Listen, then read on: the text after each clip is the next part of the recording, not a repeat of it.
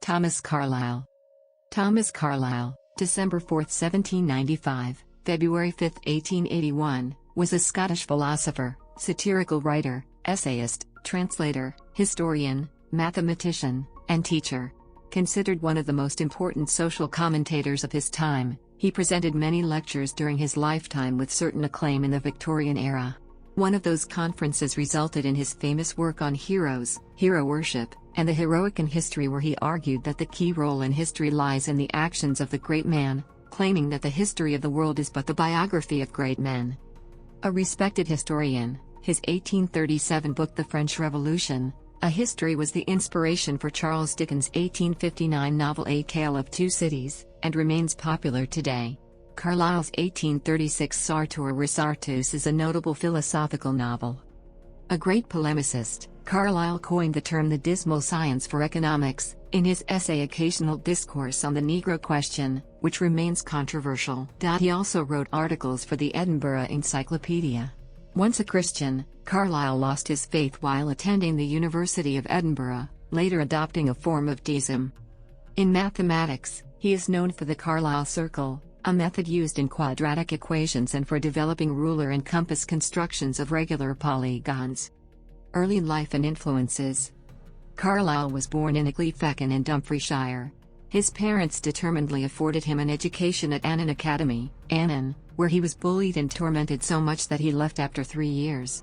His father was a member of the Burgher Secession Presbyterian Church. In early life, his family's, and nation's, strong Calvinist beliefs powerfully influenced the young man. After attending the University of Edinburgh, Carlyle became a mathematics teacher, first in Annan and then in Kirkcaldy, where he became close friends with the mystic Edward Irving. Confusingly, there is another Scottish Thomas Carlyle, born a few years later, connected to Irving via work with the Catholic Apostolic Church.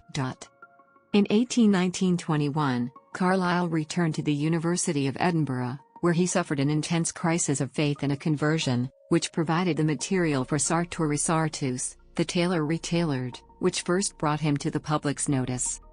Carlyle developed a painful stomach ailment, possibly gastric ulcers, that remained throughout his life and likely contributed to his reputation as a crotchety, argumentative, somewhat disagreeable personality. His prose style, famously cranky and occasionally savage, helped cement an air of irascibility. Carlyle's thinking became heavily influenced by German idealism, in particular the work of Johann Gottlieb Fichte. He established himself as an expert on German literature in a series of essays for Fraser's magazine, and by translating German works, notably Goethe's novel Wilhelm Meister's Lehrjahre. He also wrote A Life of Schiller, 1825. In 1826, Thomas Carlyle married fellow intellectual Jane Bailey Welsh, whom he had met through Edward Irving during his period of German studies. In 1827, he applied for the chair of moral philosophy at St. Andrews University but was not appointed. They moved to the main house of Jane's modest agricultural estate at Craigenputtoch, Dumfriesshire, Scotland.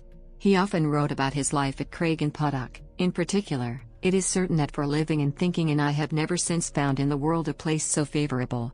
Here Carlyle wrote some of his most distinguished essays, and began a lifelong friendship with the American essayist Ralph Waldo Emerson. In 1831, the Carlyles moved to London, settling initially in lodgings at 4, now 33, Ampton Street, King's Cross. In 1834, they moved to 5, now 24, Cheyne Row, Chelsea, which has since been preserved as a museum to Carlyle's memory. He became known as the Sage of Chelsea, and a member of a literary circle which included the essayists Leigh Hunt and John Stuart Mill. Here Carlyle wrote The French Revolution, A History, 2 volumes, 1837, a historical study concentrating both on the oppression of the poor of France and on the horrors of the mob unleashed. The book was immediately successful. Writings. Early writings. By 1821, Carlyle abandoned the clergy as a career and focused on making a life as a writer. His first fiction was Crothers and Johnson, one of several abortive attempts at writing a novel. Following his work on a translation of Goethe's Wilhelm Meister's Apprenticeship, he came to distrust the form of the realistic novel and so worked on developing a new form of fiction. In addition to his essays on German literature, he branched out into wider-ranging commentary on modern culture in his influential essays Signs of the Times and Characteristics. In the latter, He laid down his abiding preference for the natural over the artificial. Thus, as we have an artificial poetry, and prize only the natural, so likewise we have an artificial morality, an artificial wisdom, an artificial society. Moreover, at this time he penned articles appraising the life and works of various poets and men of letters, including Goethe, Voltaire, and Diderot. Sartor Resartus, his first major work, Sartor Resartus, The Tailor Retailored, was begun as an article on the philosophy of clothes, and surprised him by growing into a full-length book. He wrote it in 1831 at the house on his wife Jane's estate, Craigenputtock, and was intended to be a new kind of book, simultaneously factual and fictional, serious and satirical, speculative and historical. Ironically, it commented on its own formal structure while forcing the reader to confront the problem of where truth is to be found. Sartor Resartus was first published in installments in Fraser's magazine from 1833 to 1834. The text presents itself as an unnamed editor's attempt to introduce the British public to Diogenes Teufelsdruck, a German philosopher of clothes, who is in fact a fictional creation of Carlyle's. The editor is struck with admiration, but for the most part is confounded by Teufelsdruck's outlandish philosophy, of which the editor translates choice selections. To try to make sense of Teufelsdruck's philosophy, the editor tries to piece together a biography, but with limited success. Underneath the German philosopher's seemingly ridiculous statements, there are mordant attacks on utilitarianism and the commercialization of British society. The fragmentary biography of Teufelsdruck that the editor recovers from a chaotic mass of documents reveals the philosopher's spiritual journey. He develops a contempt for the corrupt condition of modern life. He contemplates the everlasting no of refusal, comes to the center of indifference, and eventually embraces the everlasting yeah. This voyage from denial to disengagement to volition would later be described as part of the existentialist awakening. Given the genre-breaking nature of Sartor Resartus, it is not surprising that it at first achieved little attention. Its popularity developed over the next few years, and it was published as a single volume in Boston 1836, with a preface by Ralph Waldo Emerson, influencing the development of New England transcendentalism. The first British book edition followed in 1838. Everlasting Yea and No. The everlasting yea is Carlyle's name in the book for the spirit of faith in God and an express attitude of clear, resolute, steady, and uncompromising antagonism to the everlasting no, that is against the principle that there is no such thing as faith in God except in such antagonism to the spirit opposed to God. The everlasting no is Carlyle's name for the spirit of unbelief in God, especially as it manifested itself in his own, or rather Teufelsdruck's, warfare against it, the spirit, which, as embodied in the Mephistopheles of Goethe, is forever denying, der stets verneint, the reality of the divine in the thoughts, the character, and the life of humanity, and has a malicious pleasure in scoffing at everything high and noble as hollow and void.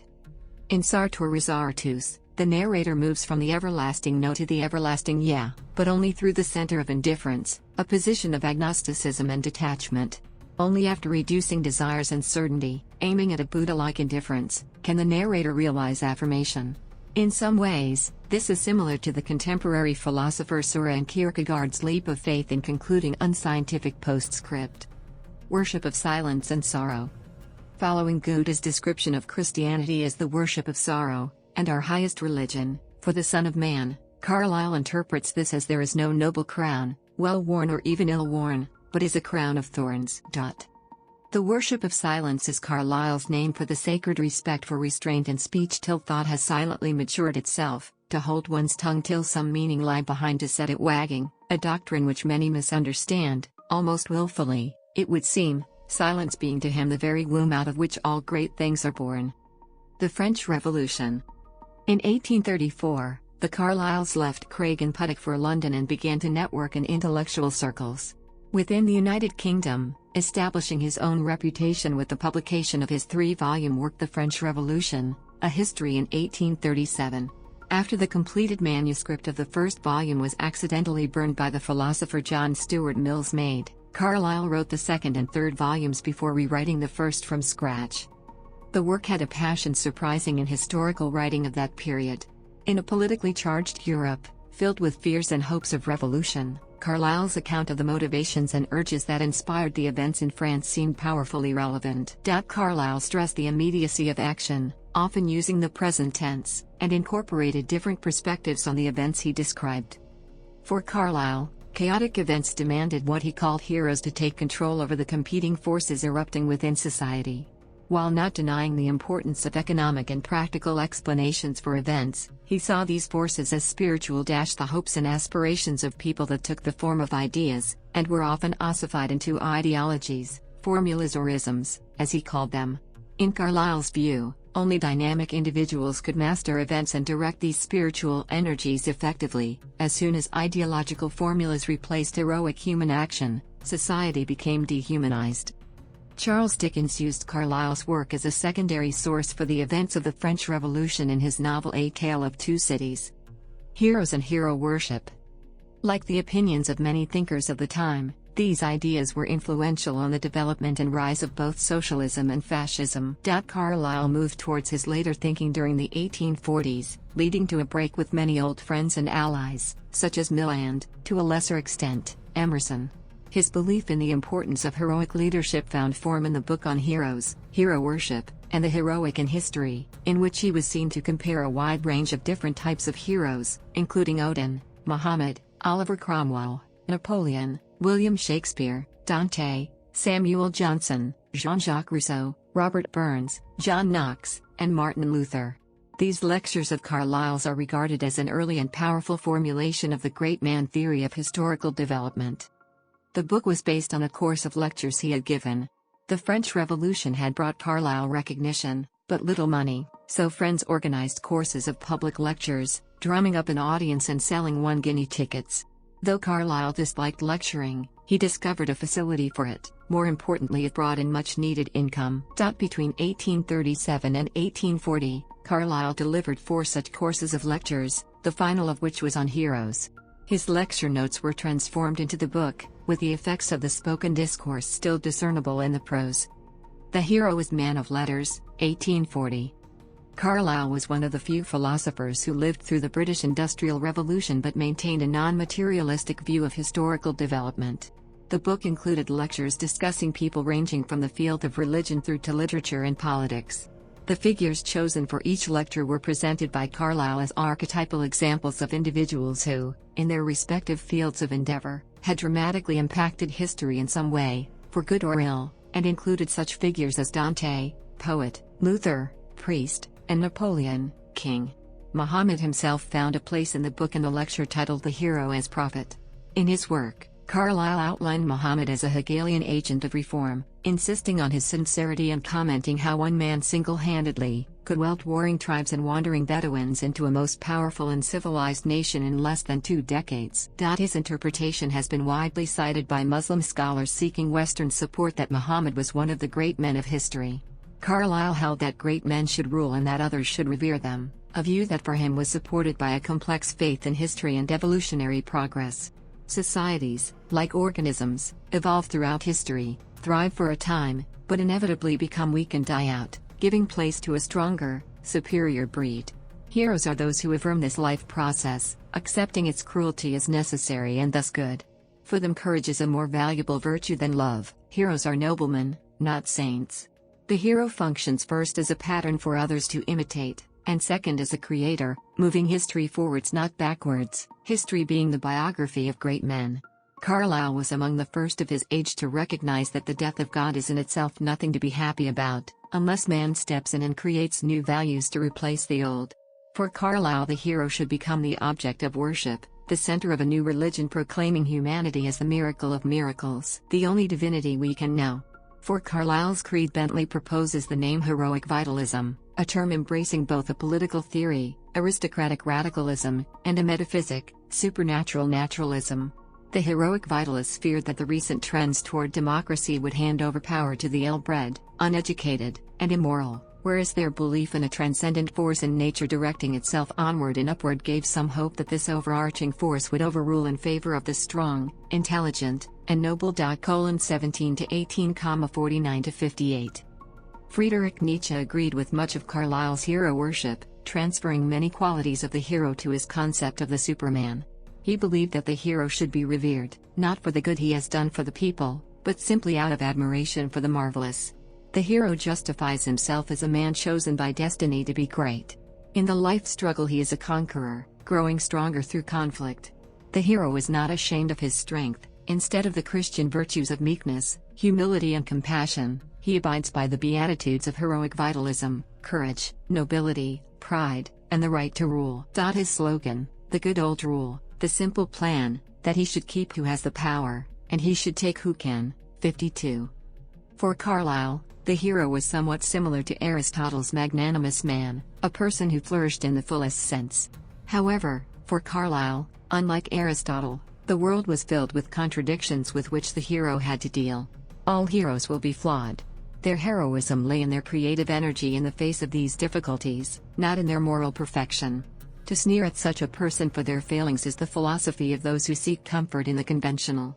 Carlyle called this valettism, from the expression "no man is a hero to his valet." Past and Present. In 1843, he published his anti-democratic Past and Present, with its doctrine of ordered work. In it, he influentially called attention to what he termed the condition of England. England is full of wealth, supply for human want in every kind, yet England is dying of inanition.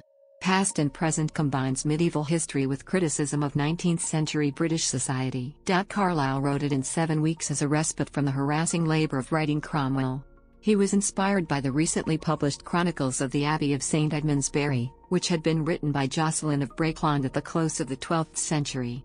This account of a medieval monastery had taken Carlyle's fancy, and he drew upon it in order to contrast the monk's reverence for work and heroism with the sham leadership of his own day. Later work. All these books were influential in their day, especially on writers such as Charles Dickens and John Ruskin.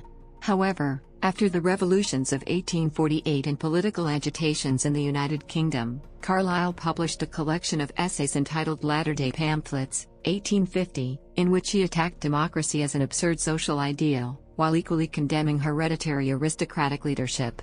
2 of these essays, No. I, The Present Times and No. 2, Model Prisons, were reviewed by Karl Marx and Friedrich Engels in April 1850. Carlyle criticized hereditary aristocratic leadership as deadening. However, he criticized democracy as nonsensical, mocking the idea that objective truth could be discovered by weighing up the votes for it. Government should come from those most able to lead. But how such leaders were to be found, and how to follow their lead, was something Carlyle could not, or would not, clearly say.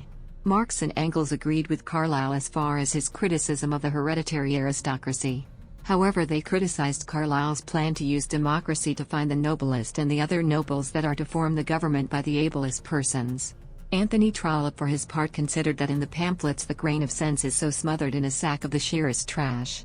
He has one idea, a hatred of spoken and acted falsehood, and on this he harps through the whole 8 pamphlets.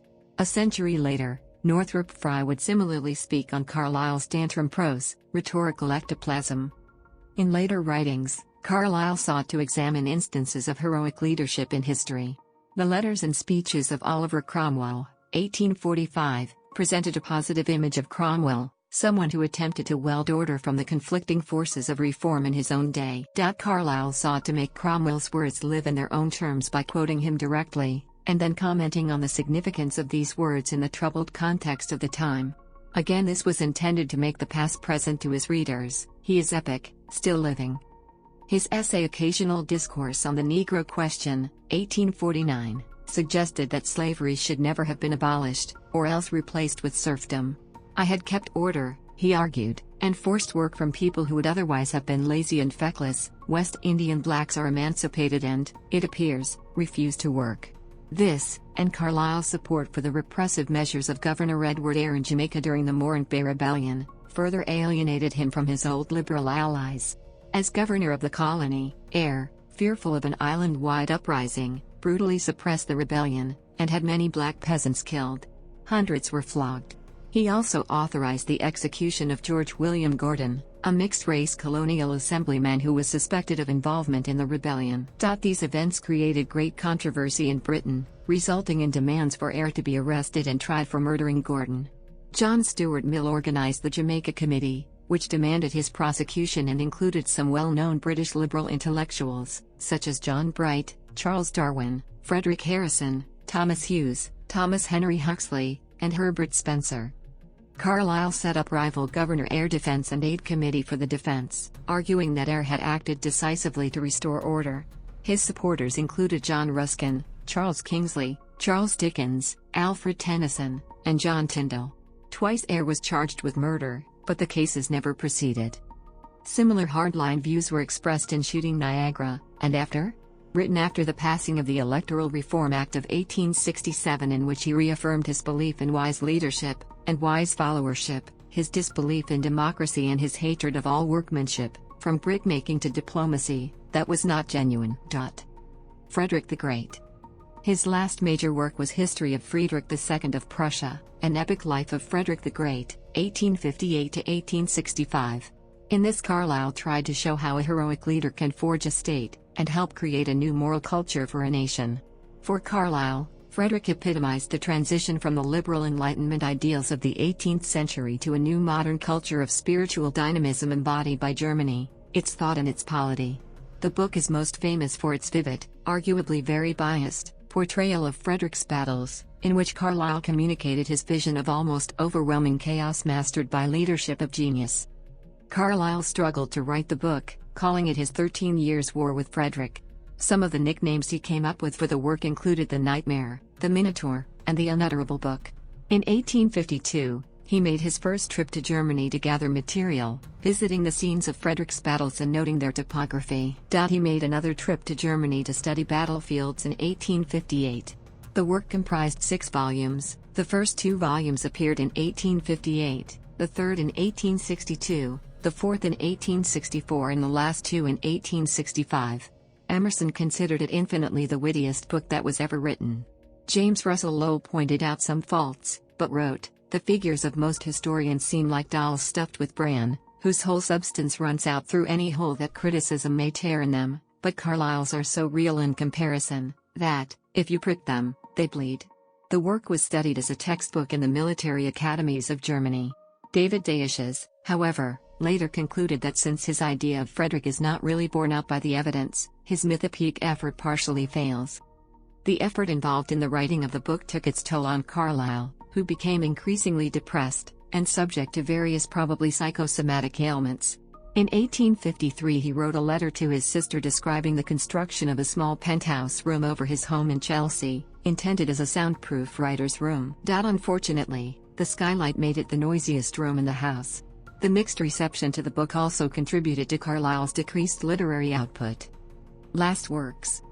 Later writings were generally short essays, notably the Unsuccessful, The Early Kings of Norway, a series on early medieval Norwegian warlords. Also an essay on the portraits of John Knox appeared in 1875, attempting to prove that the best-known portrait of John Knox did not depict the Scottish prelate.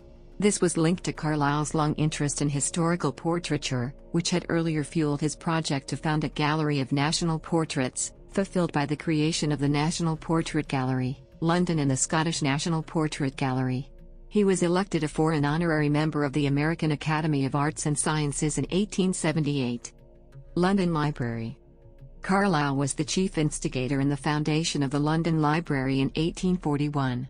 He had become frustrated by the facilities available at the British Museum Library, where he was often unable to find a seat, obliging him to perch on ladders, where he complained that the enforced close confinement with his fellow readers gave him a museum headache, where the books were unavailable for loan, and where he found the library's collections of pamphlets and other material relating to the French Revolution and English Civil Wars inadequately catalogued. In particular, he developed an antipathy to the keeper of printed books, Anthony Pansy, despite the fact that Pansy had allowed him many privileges not granted to other readers, and criticized him, as the respectable sub-librarian, in a footnote to an article published in the Westminster Review. Carlyle's eventual solution, with the support of a number of influential friends, was to call for the establishment of a private subscription library from which books could be borrowed. Private life. Carlyle had a number of would-be romances before he married Jane Welsh, important as a literary figure in her own right. The most notable were with Margaret Gordon, a pupil of his friend Edward Irving. Even after he met Jane, he became enamored of Kitty Kirkpatrick, the daughter of a British officer and an Indian princess. William Dalrymple, author of White Mughals, suggests that feelings were mutual, but social circumstances made the marriage impossible, as Carlyle was then poor. Both Margaret and Kitty have been suggested as the original of Blumina, Teufelsdruck's beloved, in Sartor Resartus. Thomas also had a friendship with writer Geraldine Jewsbury starting in 1840. During that year Jewsbury was going through a depressive state and also experiencing religious doubt. She wrote to Carlyle for guidance and also thanked him for his well-written essays.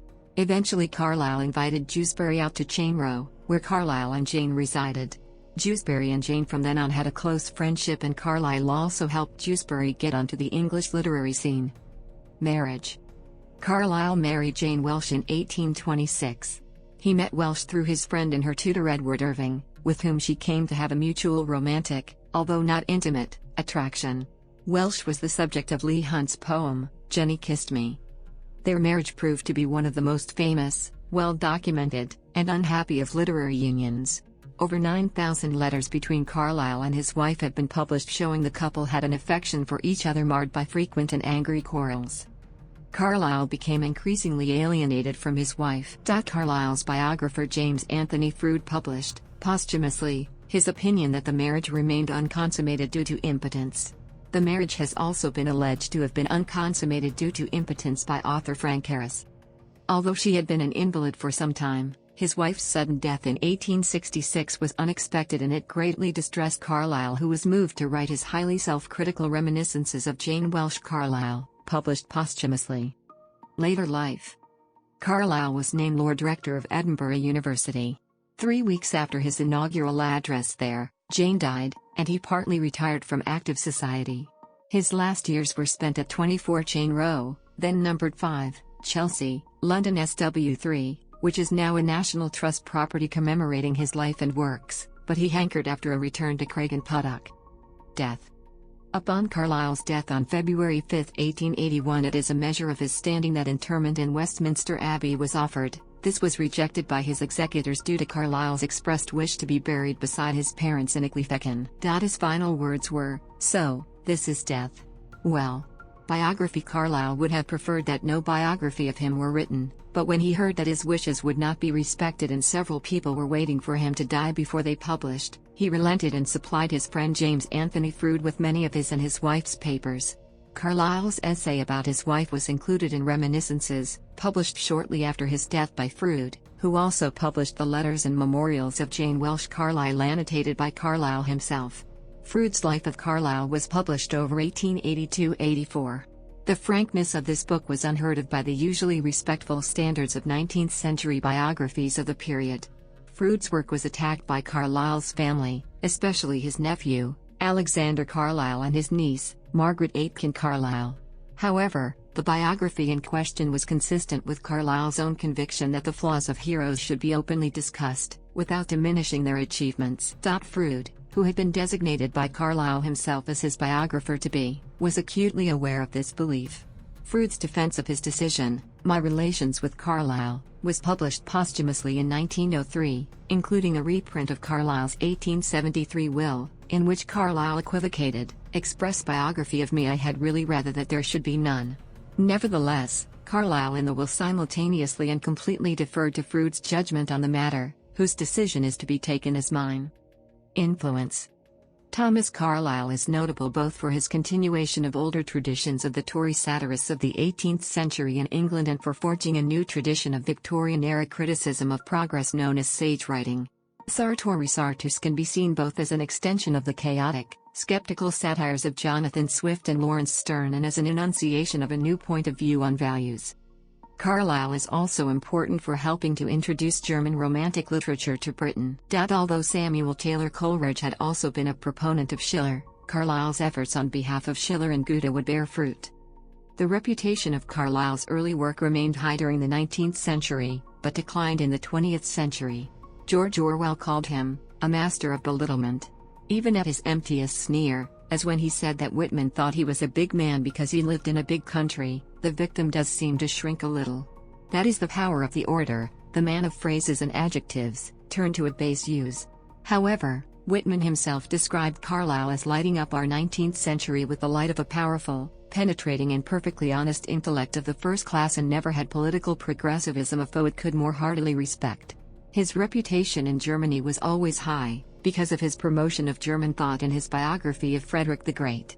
Friedrich Nietzsche, whose ideas are comparable to Carlyle's in some respects, was dismissive of his moralism, calling him an absurd muddlehead and beyond good and evil, and regarded him as a thinker who failed to free himself from the very petty-mindedness he professed to condemn.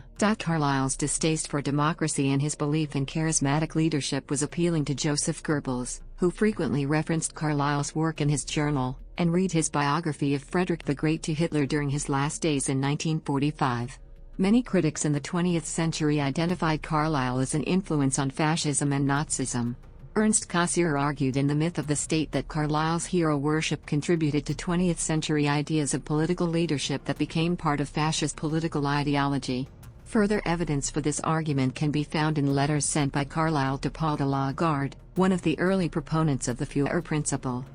Sartorius Artus has recently been recognized once more as a remarkable and significant work, arguably anticipating many major philosophical and cultural developments, from existentialism to postmodernism.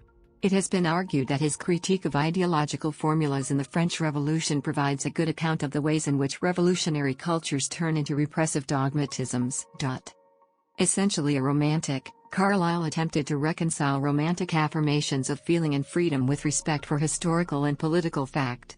Many believe that he was always more attracted to the idea of heroic struggle itself, than to any specific goal for which the struggle was being made.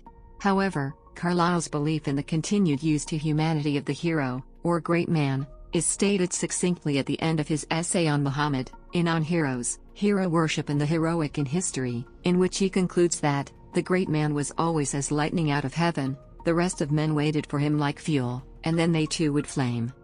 A bust of Carlyle is in the Hall of Heroes of the National Wallace Monument in Stirling. Views. Anglo-Saxonism.